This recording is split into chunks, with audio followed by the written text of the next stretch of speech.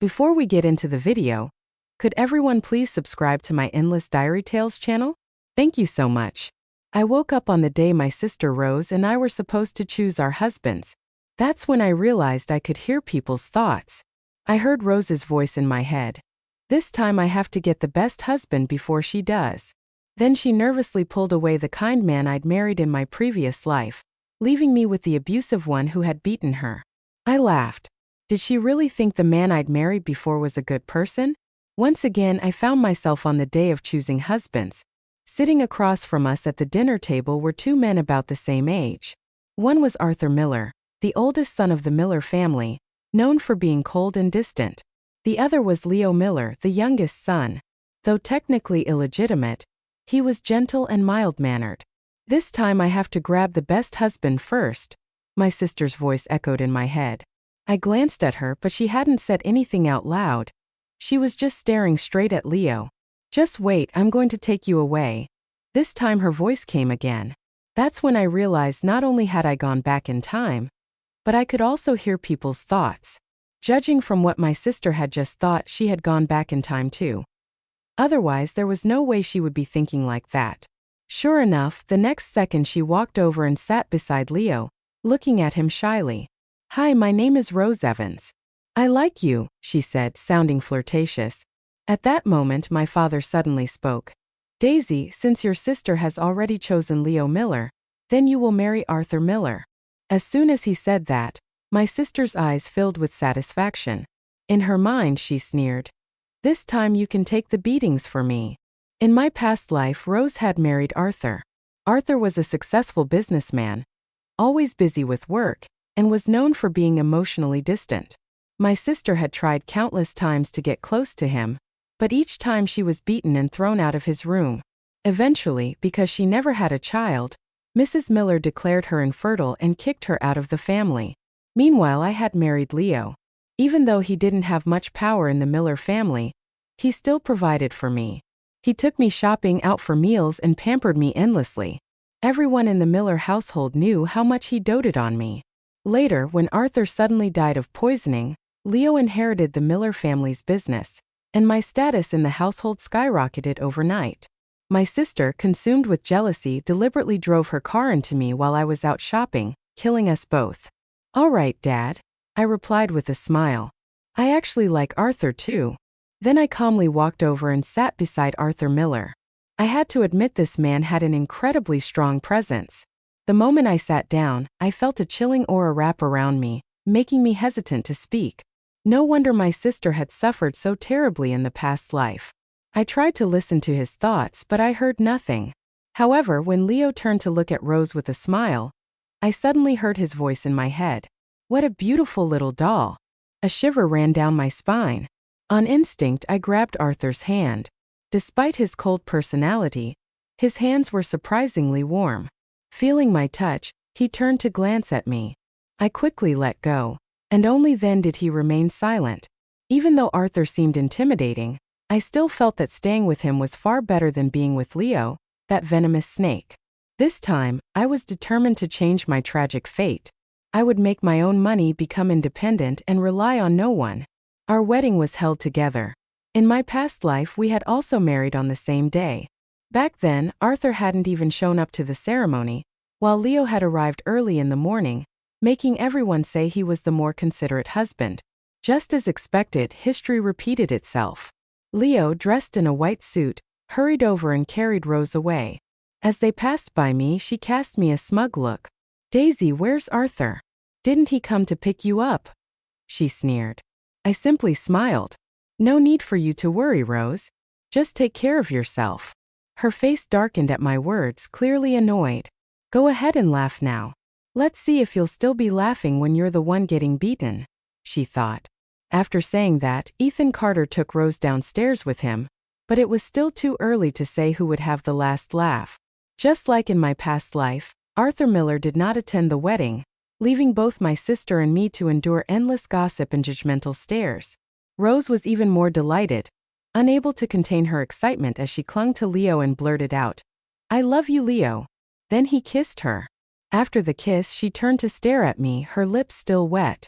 I knew she was waiting to see me humiliated, but I wasn't stupid. Unlike my past self, who had stormed out in anger, giving everyone in the Miller family the perfect scandal to gossip about, I wouldn't make the same mistake. I remembered how in my last life, everyone had criticized Rose for being immature and unfit to be the Miller family's eldest daughter-in-law. As a result, after the wedding, Mrs. Miller never showed her any kindness, making her life in the Miller household miserable. With a poised smile, I picked up the microphone and addressed the guests below the stage. Arthur had an important business deal to negotiate today, so I'll be making the rounds in his place for the wedding toast. I hope you all won't mind. The moment I said that, the murmuring among the guests stopped. Even Mrs. Miller, seated at the main table, gave me a look of newfound appreciation. The Miller family was a prestigious household, highly concerned with maintaining its reputation. In moments like these, a daughter-in-law needed to show grace and composure. Rose also noticed Mrs. Miller's reaction, and her eyes flashed with irritation. "Disgusting," she sneered in her thoughts. "Just wait. When it's time for the tea ceremony, I'll make sure you embarrass yourself." Honestly, I found this ability to hear others' thoughts incredibly useful. It was like having a cheat code for life. If everything became so much easier when the tea ceremony began, I calmly lifted my gown and walked toward Mrs. Miller. Rose kept her eyes locked on me, mentally counting down. 1, 2, 3. At the very last second, I sidestepped just in time to avoid whatever she had planned. Instead, she lost her balance and fell hard to the floor, spilling tea all over herself. "Oh no, are you all right?" Leo hurriedly reached out to help her up, but in his mind I heard him scoff. "What an idiot." The entire room turned to look in our direction. Mrs. Miller's face darkened with displeasure. "So reckless. Do you even look like a proper daughter-in-law?" "I'm sorry, Mother, it wasn't on purpose," Rose stammered, trying to cover up her embarrassment, but the unwillingness in her eyes was obvious. If I were her, I would have just accepted the loss and focused on living quietly, but she wasn't willing to let me have peace, so I certainly wouldn't go easy on her. With Rose making a fool of herself, the wedding ended in an awkward rush from start to finish. Mrs. Miller never once gave her a kind look, but when she turned to me, there was nothing but approval in her gaze. She even took my hand and said warmly, "Daisy, tonight I'll make sure Arthur comes home to keep you company. He should make it up to you." And sure enough, that night, Arthur actually came back. The moment he walked through the door, he loosened his tie, his face filled with exhaustion. I quickly stepped forward to take his jacket. "Arthur, you must be tired today," I said gently. He merely glanced at me and said nothing. In my past life, the servants had gossiped about how on our wedding night, Arthur never came home. My sister had waited alone in the bridal chamber, becoming the laughing stock of the entire household. When she went to Mrs. Miller to complain, she was scolded instead, told that she lacked the ability to win over a man's heart. While Arthur was in the shower, I prepared his bed, made some tea, and tidied up the couch for myself to sleep on. When he came out and saw the scene, a flicker of surprise flashed through his eyes. I quickly explained, "You sleep on the bed. I'll take the couch." He narrowed his eyes slightly, studying me. "Daisy, are you trying to play hard to get?" Draped in only a bathrobe, his chest was slightly exposed, beads of water still clinging to his skin. I had to admit his physique was incredible. I quickly averted my gaze. "We have no real feelings for each other. Sharing a bed would be awkward for both of us. If possible, I'd like to propose a partnership." Arthur raised an eyebrow. "What do you mean?"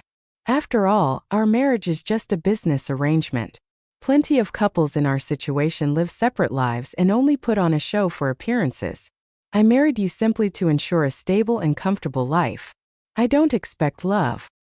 Hearing my words, he suddenly smirked. "You're smart. That works for me too. I can agree to that. I was just an ordinary person. I didn't have the skills or confidence to control a man's heart in the Miller family. Your attitude toward me would largely depend on how Mrs. Miller viewed me. I had no desire to end up like Rose in our past life, targeted and isolated by everyone. That would bring me no benefits. Besides, in my past life, Arthur had been physically abusive toward Rose. I had no intention of provoking him and ending up in the same situation. Peaceful coexistence was the best option this time.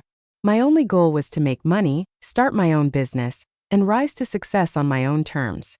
To maintain appearances, I had Arthur post a picture of us holding hands on social media, captioned "Happy Newlyweds." This way, everyone would believe our marriage was fine. As I scrolled through his profile, I noticed how empty it was.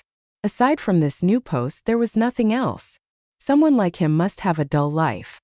That night, Arthur really did take the bed while I slept on the couch.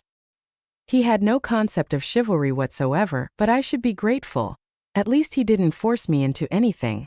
The next morning, I was woken up by the sound of Arthur working out. He was doing push-ups while listening to music. I had heard that emotionally cold men were usually frail, but his 8-pack abs and toned calf muscles were proof of his incredible strength, far superior to Leo's physique. "Stop staring, I'm not interested in you," Arthur suddenly said. Getting up from the floor, he put on his shirt and added, "Get ready, let's go eat breakfast." I knew what he was really saying. He wanted people to see us together to make it look like we were in love. Honestly, he seemed reasonable.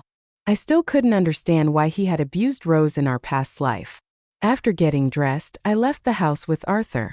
The moment we stepped outside, I saw Rose and Leo walking toward us, holding hands. Rose wore a strapless dress, her collarbone and shoulders covered in hickeys, which she deliberately showed off as she leaned closer. Her face radiated pride as she scanned me from head to toe. She was completely covered up. She must have been beaten last night and was trying to hide the bruises. Her inner voice echoed in my mind, followed by a smug smile. "Daisy, how was your wedding night?" she asked, her voice laced with mockery. Today, I was wearing an elegant long-sleeved dress. Rose must have forgotten that Mrs. Miller despised revealing outfits and excessive makeup, but I wasn't about to remind her. I simply smiled. "Rose, based on seniority in the Miller family, you should be addressing me as sister-in-law, not sister." Her face darkened. She clenched her teeth, unwilling to accept it. "Even Arthur never calls you that. What right do you have to demand it from me?" Then she turned to Arthur. "Arthur, say something." I could feel the air around Arthur growing colder. In his mind, Leo cursed, "Damn idiot. Just wait until tonight. I'll teach you a lesson." He tugged on Rose's hand, silently signaling her to stop talking, but she was completely oblivious to the danger she had just put herself in. "Tell me, Leo," Arthur said calmly. "What is the first rule of the Miller family?" Leo instantly lowered his head. "I'm sorry, Arthur, I'll handle it right away." The next second, smack. Leo slapped Rose hard across the face. "Show proper respect. Greet your brother and sister-in-law properly," he ordered. Rose's face turned red from the slap. She was absolutely livid, but she knew Arthur wasn't someone she could defy. Begrudgingly, she muttered through gritted teeth, "Good morning, brother. Good morning, sister-in-law." As soon as she said it, Leo dragged her away. I remembered that the first rule of the Miller family was that no one was allowed to disrespect the heir or his wife. Addressing them improperly resulted in 30 lashes, and Arthur was the rightful heir of the Miller family. I remembered that in my past life, in order to survive, I had memorized all the Miller family rules. Back then, after Rose married Arthur, she constantly bullied me, but because I knew this rule, I never dared to show her disrespect. I had assumed Rose also knew the family rules, but clearly, she hadn't remembered them. That was why she thought she could still bully me in this life. By the time we arrived at the dining hall, Rose had already received her punishment. Her face was pale and she kept her head down, not daring to sit. For a moment under the table, I caught a glimpse of Leo pricking her hand with a needle repeatedly. "You worthless woman, it's all your fault that I had to endure this humiliation," he cursed in his mind, pressing harder each time. In my past life, it wasn't long after I married him that he started abusing me. He never allowed me to speak about it, and I had no way to escape.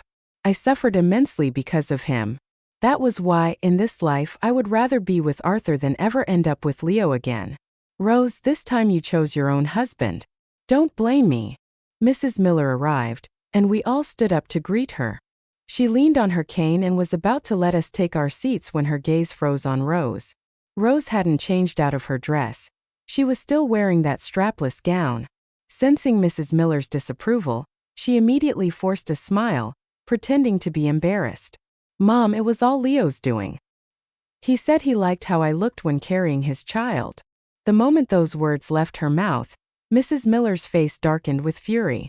She raised her cane and struck Rose on the back. Shameless! What you do as a couple is your own business, but you are not to speak of such things in public. And don't ever dress so indecently again. You're humiliating the family. In my past life, even a maid had been dismissed just for wearing shorts. That was why I had always been careful. I only managed to survive in the Miller household because I lived cautiously. But Rose always assumed that my good life was because I had married the right man. She completely misunderstood. Why did she think a good life had to depend on someone else? I'm sorry, Mom, I didn't know. Rose whimpered, sweat beading on her forehead from the pain. Leo quickly chimed in, pretending to take responsibility. Mom! It's my fault, I forgot to remind her. Although he sounded remorseful, I could hear his inner thoughts. Serves you right. Watching you get beaten is the best entertainment. Disgusting. What a psychopath. Since she was a newlywed daughter-in-law, Mrs. Miller didn't reprimand her any further. She took her seat and instructed us all to eat. Arthur remained silent the entire time, but while we ate, he casually placed some food onto my plate. I could feel Rose's seething gaze on me as if she wanted to tear me apart. Smiling even more brightly, I said, "Thank you, honey." Mrs. Miller looked pleased as she turned to me. "Daisy, after lunch you should go to the company with Arthur and start learning. As the eldest daughter-in-law of the Miller family, you need to understand the business." I had expected this. In my past life, she had said the same thing to Rose at the dining table, but Rose had responded, "I don't want to learn. I can just rely on Arthur for the rest of my life." She had willingly pushed away a golden opportunity. So when she was eventually kicked out of the Miller family, she had nothing left. "Of course, Mom," I replied obediently. Arthur took me to the company. The entire ride I tried to listen to his thoughts but heard nothing. Well, that made sense. A man like him wouldn't be swayed by emotions. He had nothing to worry about. When we arrived, Arthur brought me to his office. "Wait here," he said flatly before walking out. Through the glass door, I saw him heading toward the conference room in a hurry. Curious, I followed. Inside, he was negotiating with a British businessman about selling a formula he had developed. Fortunately, before coming here, I had already done my research. This deal was a critical one for the Miller family. I heard the British man's thoughts loud and clear. This formula is only worth a few hundred. This time I'll make sure to rip the Miller family off. I looked at him in surprise. His expression was calm and composed, giving nothing away. No one would suspect the scheming going on in his mind. He confidently quoted a price of $3 million. Arthur hesitated, not responding immediately. Sensing an opportunity, the man pressed further. "Mr. Miller, I assure you this product will bring you far more value than $3 million.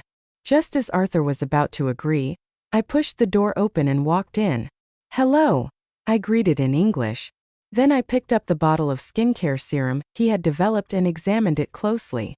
"I'm a woman. I understand skincare products better than most. Your formula only contains whitening ingredients. It doesn't have any anti-aging or wrinkle-reducing properties, and as an engineer, you should know that surface-level whitening effects are negligible at best. So tell me, why exactly is this formula worth $3 million? The British man was stunned. Arthur leaned back, watching me with interest, not interrupting. I took that as a silent invitation to continue. However, I added, "Since this is a foreign product and you've done quite a bit of promotion on social media, many people are already familiar with and trust your brand, so I'll offer you this amount." I raised a single finger. $1 million, I said. The man looked shocked. "John, $1 million is already quite generous. Think it over," Arthur said, his gaze sharp. No, y interrupta. "I'll give you 10,000 for a formula that's barely worth a few hundred. 10,000 is already my final offer." The room fell silent. The British man stood up abruptly, clearly angry. In broken Chinese, he demanded, "Miss, who are you to name such a price? How am I supposed to do business like this? Fine, I won't sell it. It's not like you must have it." With that, he turned to leave. "John," Arthur's voice was calm yet commanding. "I'll give you $1 million. Sign the contract now, and I expect you to apologize to my wife." Jan froze. His eyes lit up with excitement as he immediately turned around. I was utterly baffled by Arthur's decision and tried to stop him, but he shook his head slightly, signaling me to stay quiet. I had no choice but to hold back. "Mr. Miller, you're a real businessman," John said with a pleased smile. Then he turned to me. "I apologize, Mrs. Miller. I didn't realize you were Mr. Miller's wife." After that, Arthur took John to sign the contract. When it was all over, I still couldn't understand. That formula was only worth a few hundred. "Why did you pay him $1 million?" I asked. Arthur took a sip of coffee and spoke in an unhurried tone. "You have a good business instinct, but you don't fully understand the market yet. John's formula itself is worthless. I knew that from the start. What I wanted was the brand he built. Although it's not well known yet, he's already established a strong reputation among young women. With just a little more promotion, I can easily make back that $1 million." Suddenly it all clicked. So that's why John had been so confident. He knew his brand had value. Coming here was definitely the right choice. I was learning things I never would have in my past life. But I was still curious. "How did you know the formula was only worth a few hundred?" Arthur fixed his sharp gaze on me. I forced an awkward smile. I guessed he didn't question me further, but I took this opportunity to make a request. "I want to run one of your branch companies. In my past life, Leo had no status in the Miller family and couldn't give me anything. I had always wanted to start my own business, to be my own boss. That way I wouldn't have to rely on anyone. Once I made enough money, I could leave." Arthur studied me for a moment before smirking. "You're pretty ambitious. You're not planning to take the company, make a fortune, and then disappear, are you?" His piercing gaze made me feel exposed, as if he could see right through me. Damn it, how was he better at reading people than I was? For the first time, I felt inferior. I had a literal superpower, yet he still outmatched me. This must be what true talent looked like. "Of course not," I said with a smile. "I just want to find something to do." Arthur took a sip of his coffee and nodded. "Fine, but you need to learn first." "Me first." Before I let you take charge for the next few days, I followed Arthur to the company and learned a lot, not just about business but also about how to navigate relationships and social situations. Surprisingly, one day he took the initiative to invite me out for dinner, and not just anywhere. It was the most luxurious Western restaurant in town. I didn't expect to run into Rose and Leo there. Rose had been cutting his steak for him, but the moment she saw Arthur and me walk in, she immediately put down her knife and fork, looking startled. "Daisy, you're here too."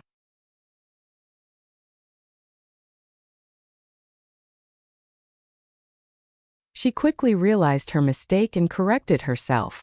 "I mean, brother, sister-in-law, you're here for dinner as well." The next second I heard her inner thoughts. What the hell? Of all times, why did I have to run into her now? I can't lose face. "Yes," I said with a smile. "Arthur and I came to have dinner together." As I spoke, I took the initiative to loop my arm through Arthur's. He didn't resist. Leo quickly stepped forward and greeted us. "Brother, sister-in-law." Arthur didn't acknowledge them. Instead, he pulled me toward a table and sat us down. I caught the furious look in Rose's eyes as she watched us. She was probably wondering why Arthur hadn't hit me yet. Why had he even taken me out to dinner? When I went to the restroom, Rose was waiting for me outside. Her expression was murderous, just like the look she had when she drove into me in my past life. "You must be getting beaten up behind closed doors," she sneered. "Stop pretending. Just looking at you makes me sick." Hearing her words, I chuckled softly. Then my eyes landed on the needle marks on her arm. "Oh my Rose," I said with mock concern. "What happened to your arm? So many needle marks." Her eyes flashed with panic as she quickly covered her arm, glaring at me. "None of your business. It's just something fun between Leo and me." Then she smirked, leaning in. "Not that you'd understand. Arthur probably hasn't even touched you, has he? Unlike Leo, he wants me all night long." "I'm exhausted." She was clearly miserable but still trying to act superior. I was curious how long she could keep up this facade. "That's wonderful," I said with a bright smile. "I wish you both a lifetime of happiness." I turned to leave, but she suddenly grabbed a fistful of my hair and yanked hard. "You are mocking me," she snarled.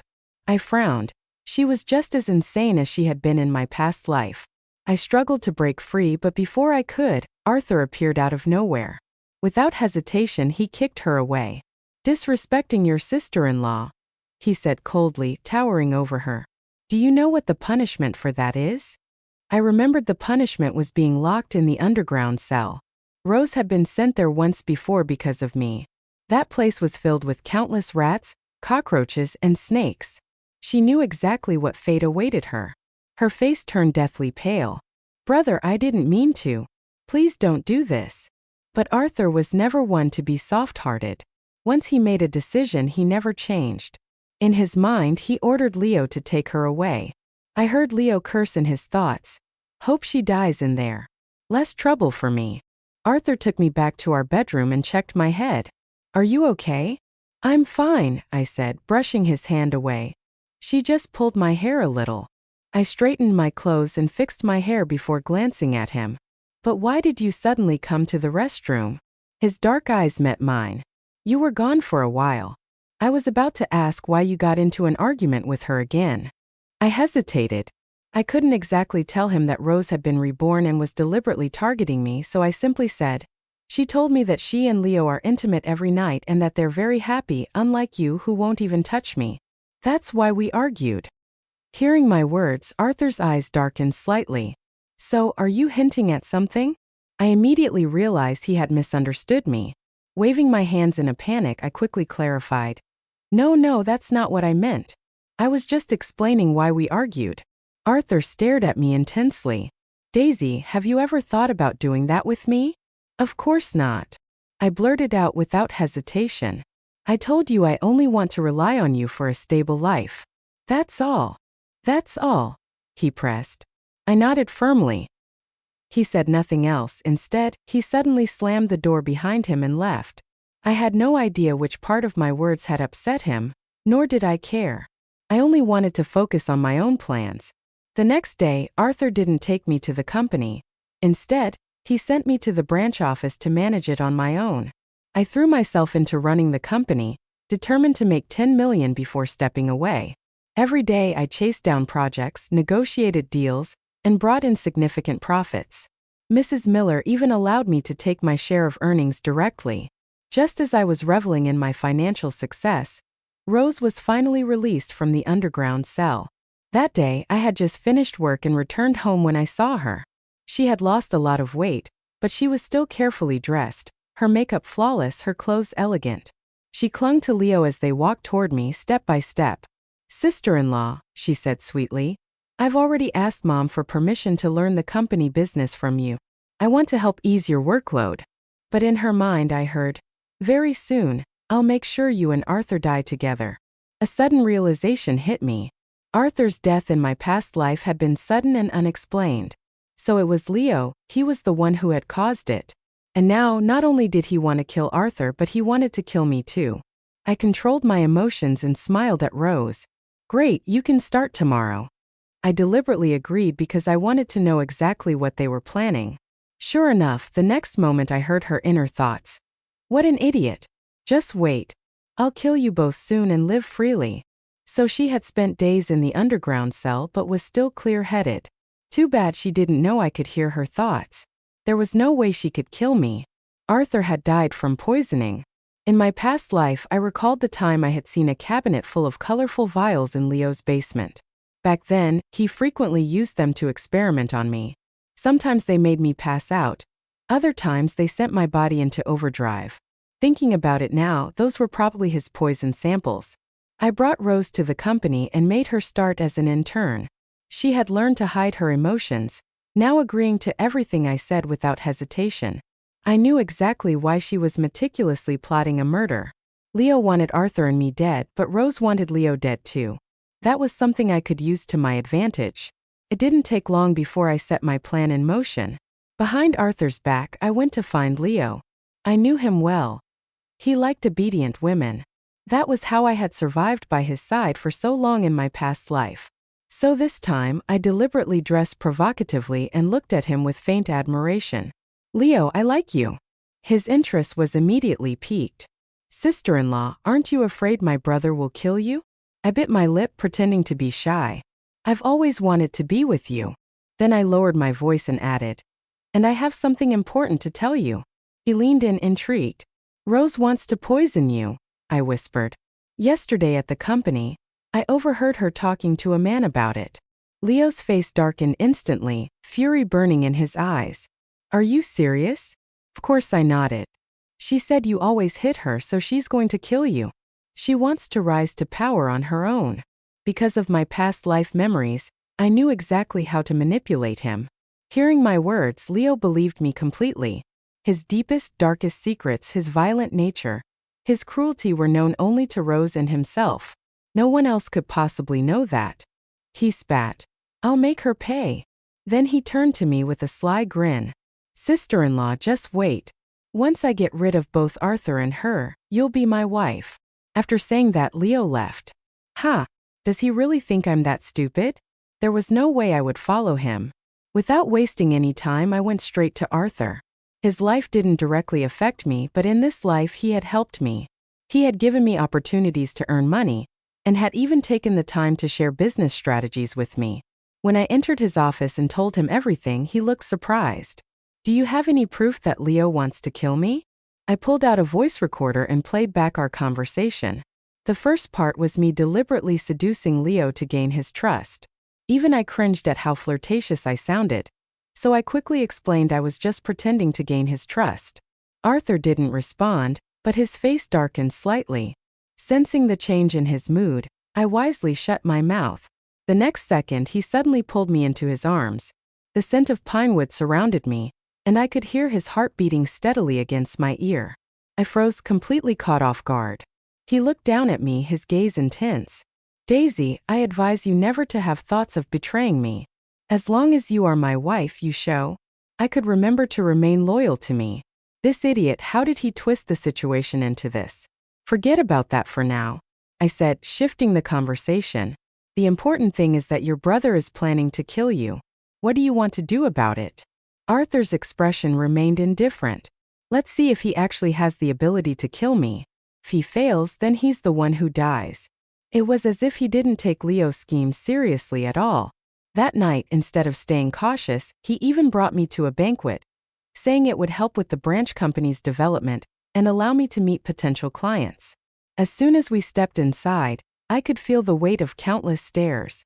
Most of them weren't friendly. Men are all the same. If I had known, I wouldn't have brought her along. I suddenly heard Arthur's inner voice and turned to look at him in shock. His face was completely expressionless. Did he just think that? What does he mean by that? Sensing my gaze, he looked down at me. "What's wrong?" I quickly shook my head. "Nothing." But then I heard another thought from him. "She's so clueless." I was stunned. The cold and arrogant CEO in my memory was thinking this.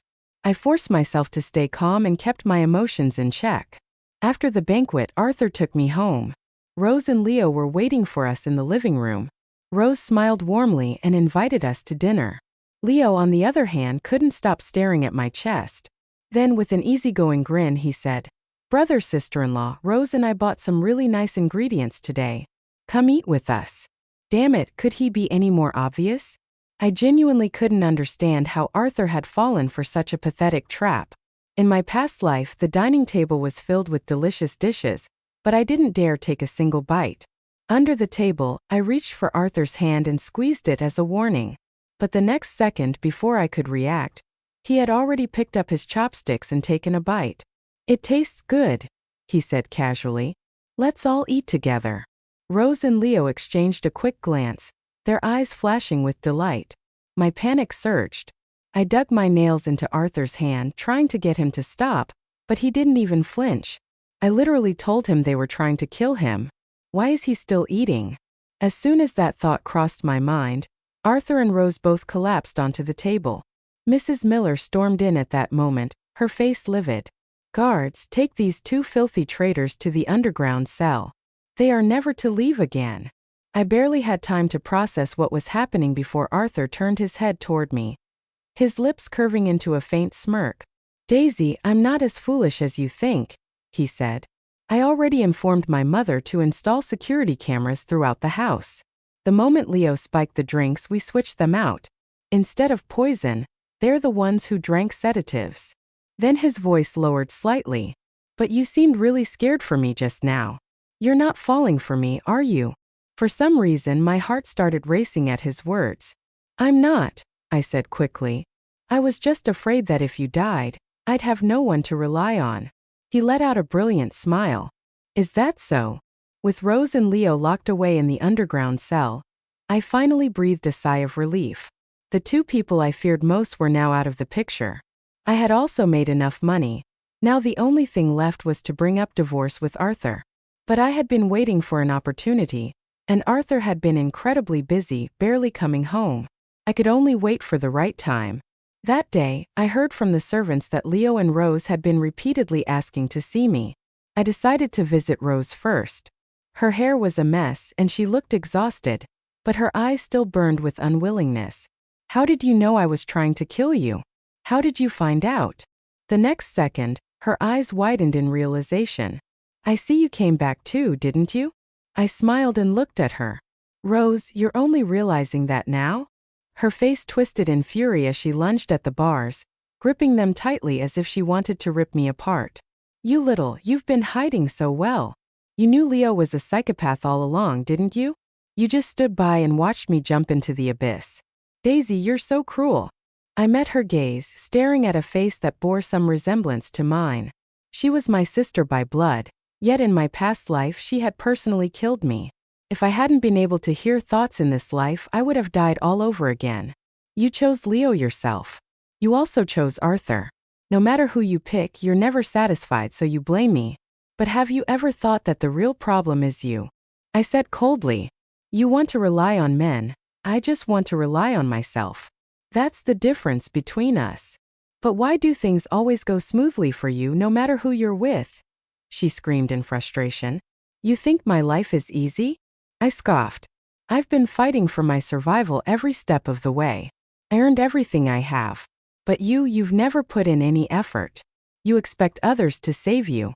That's why you deserve this outcome. With that, I turned and walked away. Behind me, Rose screamed in rage. Just you wait. Next time, I won't lose to you.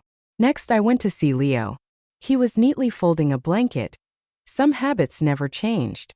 His obsessive-compulsive tendencies were still there. When he saw me, he actually chuckled. Daisy, you're clever, he said. You're a great actress. I actually believed you wanted to be with me.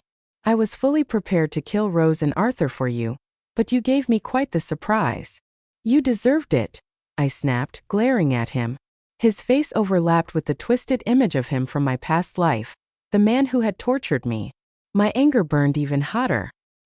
He took slow, deliberate steps toward me, his gaze sweeping over me from head to toe. If I wasn't locked up here, he murmured, I'd pin you down and inject you with something that would make you feel pure bliss. I couldn't listen anymore. Leo, you're going to rot in hell. I spat before turning and running out. Even after I left the underground cell, my breath was still unsteady. I couldn't shake the image of his deranged expression, but at least in this life, I had finally escaped him. That night, Arthur came home drunk. The moment he stepped into the bedroom, he stumbled forward, crashing into me.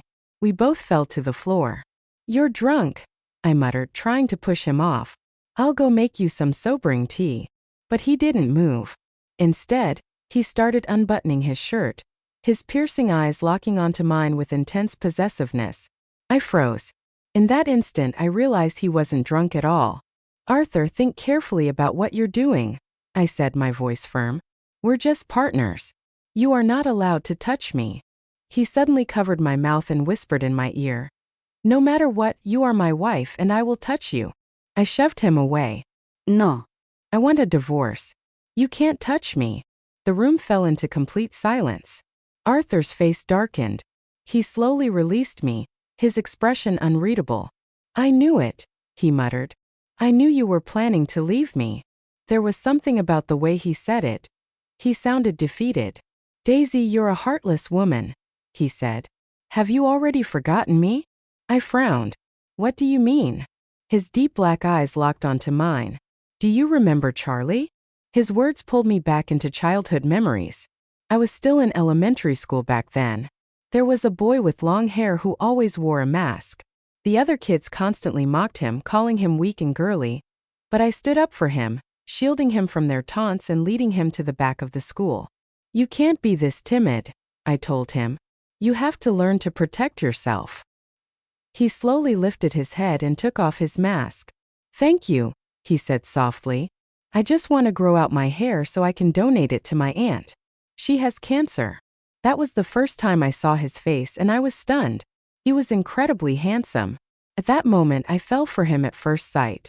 From that day on I stayed by his side, protecting him every day. He told me his name was Charlie.